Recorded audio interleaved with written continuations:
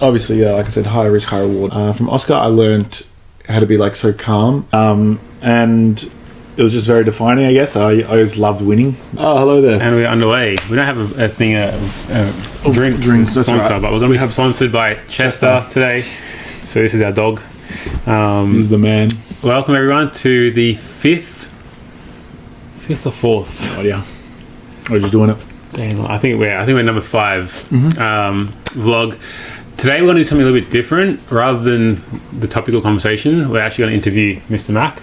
I'm going to discover a bit about Mack. I'm ready for it. And so I don't know what the questions are. We actually haven't planned the questions, which is great. We haven't planned them. I've got them. Oh, you got them. I know what sort of conversation is going to be like, but just a little catch up.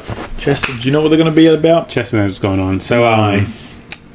I'm kind of inspired a little bit by Steve Bartlett, Diary of a CEO. I love his podcast. And so for the viewers to know a bit more about Mack, I want to ask you the first question of what do we need to know about yourself as a child when that kind of defines you as you are today?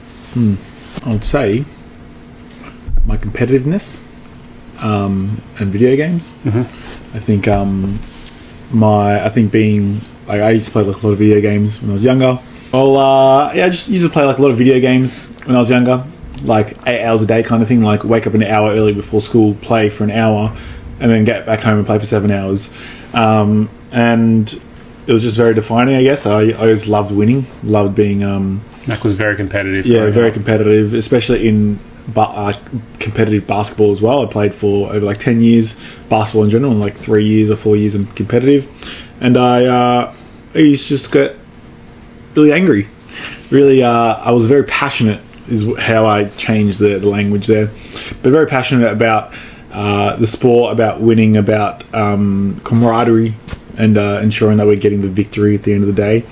And I guess how this transpired is I feel like I am quite motivated to get the W at the end of the day, or to ensure whatever I'm doing in my full power to win, to get it done, and it's got on my own terms, I guess, as well. And how do you find that has transformed into like your daily business life now? I think I do everything at the best of my ability. Like there's no doing things on an average basis.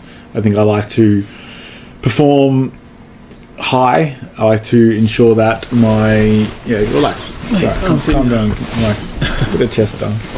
I like to ensure that all the things that I do, whether it's how to stretch a base when I'm teaching someone, it's done to perfection. And I always say to like staff that I'm training is sorry for my tediousness, but I just want to show you how I do it right the first way.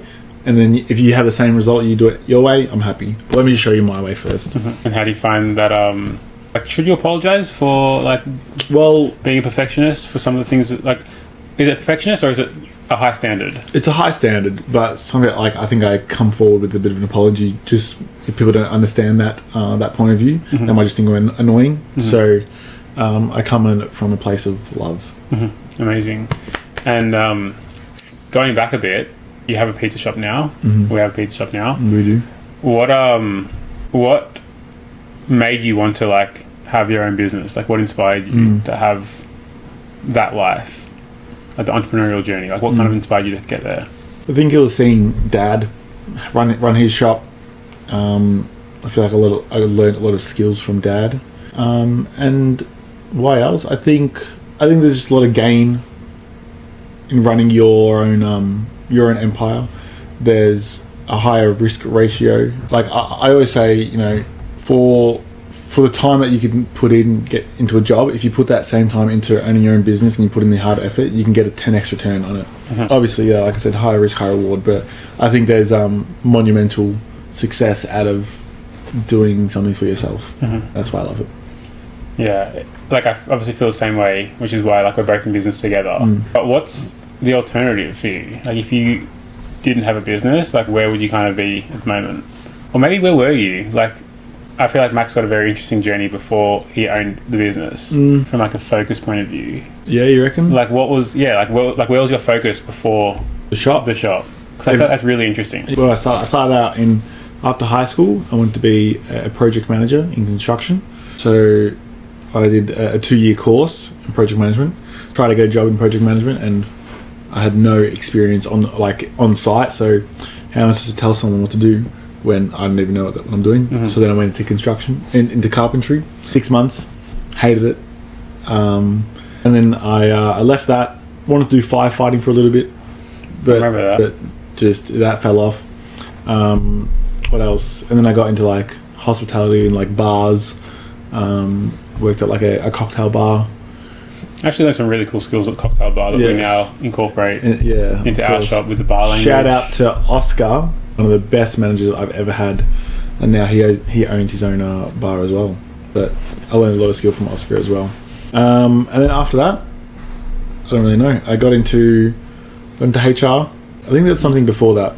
You got the HR job, but what was before that? You were at the bars. Did you do any nightclubs? No, not nightclubs. Nightclubs. I think it was just like you were working at the shop a little bit, Dad's shop. Well, yeah, during most of it, I was always working at Dad's shop, but wasn't really like fully invested into it, just kind of helping him out. But after the bar is when I did a HR course. Yeah, I went into HR. Did like recruitment, so I worked at a medical company doing recruitment for all the admin. That lasted 6 months. I thought it was going to be my dream job, like to work my way up in the HR ladder of and get into like be a human resource manager for a company. Well, I feel like HR was like that thing that you felt really drawn towards because you're very process driven, very systems oriented. Did you find that translated into the HR role, or do you think it just was another like attempt at finding something and it kind of fell flat? Yeah, it was just like the attempt at something, and then and then there was a pivotal point where the shop came up, and it was either take it or find another path. I keep finding, and I said, why not? That was after our Europe trip, right? That was after Europe, yeah. And there was a lot of like planning and thoughts around like opening a shop while we were in Europe. Yeah. And I think we came back, and then it was like that was the right time. Yeah. Correct. You mentioned Oscar as a manager. What did you learn from him? Oscar. I learned how and what do you think you've learned and then brought into like your own management styles? From Oscar, I learned how to be like so calm and collected during the shift, and to really put your employees first, treat them so well. And I think they're like really important skills that I brought into Magic Brothers. Like the creating an actual environment and the culture at work is so important, because you allow your employees to have trust and builds you within the business, so that you can leave. I don't really know where I was going with that. Well, when you have trust in the business, it means that you don't need to be there all the time. But it's not even about. It's just about the fact that like you empower people. Yeah. Do you feel like people want to be empowered? Yeah. In the place they're working at? Definitely. I agree. That's how I felt at the ESPY. Yeah. When I was working there. So you felt like he created that environment for you, and you really loved it, and so you want to create that environment for your team. Yeah, definitely. And I think you've done that really well. Thank you, man. No worries, very. You actually smashed it. Yeah, it's good. The people that work for us right now love working for you. Thank you. Like you're there most days. I love them there. It's really good. Yeah. We have the best team. We're really lucky. Yeah. Yeah, it's awesome to have that team and that environment that you're building. Well, yeah, I think that's probably like it for today. Just a couple of questions around Mack. Easy questions. You learn a bit about Macrum. We get to dive into some of the history of Macrum, great things, the way your mind works. And all the attempts at different things. Yeah, and I guess next time we'll have a little deep dive into my life. Yeah, and then you're off to Europe. And then I'm off to Europe. See you later. Thank you, sir. Man. Enjoy. Very fun. Chester, did you have fun there? Thanks for the quick little catch up, and hope you guys enjoyed it. And as we always say, taste magic, feel magical.